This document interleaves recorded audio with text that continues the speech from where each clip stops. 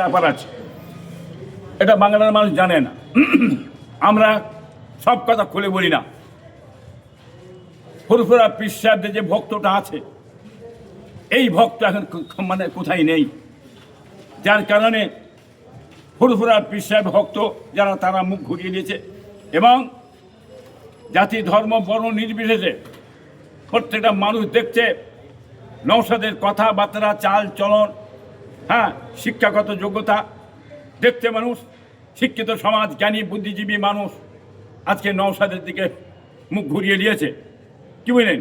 এবং পশ্চিমবাংলায় যত পীর সাহেব আছে, সমস্ত পীর সাহেব তৃণমূল বিরোধী পীর সাহেব, যত আলেম আছে, আলেমের মধ্যে 80% আলেম তৃণমূল বিরোধী। এটা মনে রেখে দেবেন।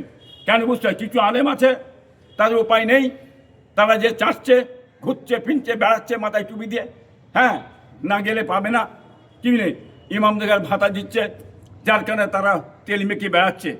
কিন্তু বাংলার আপামর জাতি ধর্ম বড় নির্বিশেষে গরিব কি বলে এবং শিক্ষিত মানুষ জেনে নিয়েছে এই তৃণমূলের থেকে আর কিছু হবে না, কেবলমাত্র ভাঁওতাবাজি ধোঁকাবাজি, কি বুঝলেন। অতএব মানুষ ঘুরিয়ে নিয়েছে, মানুষ চাইছে আইএসএফ। এই একটা আইএসএফকে দেখে এই কারণেই এরা ভয় খেচ্ছে। কি করে রোকা যাবে? ভাঙড়ের কোনো ফ্যাক্টর নয়। ভাঙড় উঠছে ছেড়ে দেন, ভাঙড়ের বাইরে যে সমস্ত জায়গা আছে সমস্ত চারিদিকে আইএসএফ চলে গেছে, আইএসএফ করছে এবং বাম করছে, কি বলেন, এবং আইমা করছে। আগামীকালকে এবং রুহুল আমিন সাহেব এই কলকাতাতে নতুন একটা দল গঠন করবেন, সেটাও দেখবেন। ইনশাল্লাহ আসবে, সেটাও আশা করি জোটের মধ্যে আসবে, এটা আমি আশা করি আমরা। দেখে নেবেন, যার কারণে ভয় পেচ্ছে যে মুসলিমদের নিয়ে হুঁকা মেরে, কি বুঝলেন, আজ মাথায় টুপি পরিয়ে খেয়েছে এই মুসলিম, তারা বুঝতে পেরেছে তাদের সম্পদ আমার ধর্মে আঘাত এনেছে। এই মমতা ব্যানার্জি মুসলমান ধর্মে আঘাত এনেছে, মুসলমান ধর্মের ক্ষতি করেছে। অকাপ সম্পত্তি আমার ধর্মের সম্পত্তি, আমার ধর্মে আঘাত এনেছে। এটা কোনোদিন বাংলার মানুষ ভুলে যাবে, তার জবাব দেওয়ার জন্য মানুষ তৈরি হয়ে আছে।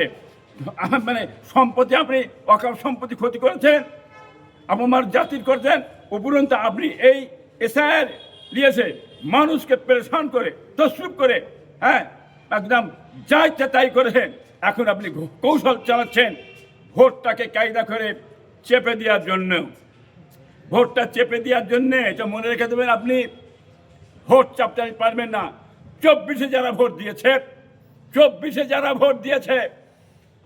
26-এ তারা ভোট দেবে, কি বুঝলেন। আপনার মাতুয়ারা তারা দেশে এসেছে, বাংলাদেশ থেকে এসেছে, তাদের থাকার ব্যবস্থা, খাওয়ার ব্যবস্থা, কলোনির ব্যবস্থা সমস্ত জ্যোতিবসু করে দিয়েছে। বামফ্রন্ট সরকার থাকতে করে ব্যবস্থা করে দিয়েছে, কোনো রকম ক্ষতি তাদের না হয়, কোনো রকম কষ্ট তাদের না হয়। তারা নির্বিঘ্নে ভারত স্বাধীনভাবে তারা আমার দেশে বসবাস করে খাবে দাবে থাকবে। আর আপনি কি করেছেন, মাতুয়াদের নাম কায়দা করে আস্ত করে বের করে দিতে চাইছেন, ক্ষতি করছেন মাতুয়া ভাইদের, এবং দেশে যে সমস্ত মানে মানুষ আছে তাদেরও ক্ষতি করেছেন। আপনি একটা চাইছেন ভোট, আপনার চাইছেন যাতে একটা কমিয়ে দেওয়া যায়, ভোটটা কেটে কমানো যায়, কমিয়ে আপনি সেই ধান্দায় ঘুরছেন। কিন্তু একটা কথা আমি বলতে চাইছি, আমার জাতিকে ভোট যারা 24-এ দিয়েছেন, 26-এ আপনারা ভোটটা আপনারা দেবেন, সকলেই যাবেন ভোট দিতে, বুথে হাজির হবেন। যে যদি নাম বাদ চলে যায়, সত্যিকারের নাম যদি যার বাদ চলে যায়, এইটাই বলবেন আপনারা সকলে, আমরা 24-এ ভোট দিচ্ছি, মুখ্যমন্ত্রী তৈরি করেছি, প্রধানমন্ত্রী তৈরি করেছি, আমাদের ভোটে হয়েছেন। আজকে আমার সেই ভোট কোথায় গেল? ঝাঁটা জুতো হাতে করে নিয়ে যাবেন, উত্তম মধ্যম হালুয়া রুটি খাওয়াবেন ফেলে ওখানে, পেট ভরে খাওয়াবেন, ছাড়া হবে না মুঠি। একটা ভারতবর্ষের নাগরিকের ভোট যদি বাদ চলে যায়, কোনো মুসলমান হিন্দু জাতি ধর্ম বর্ণ নির্বিশেষে কেউ ছাড়বে না, বাঘের মুঠি দাঁড়াবেন, ঝাঁটা নিয়ে যাবেন, জুতো নিয়ে যাবেন, হালুয়া রুটি খাওয়াবেন।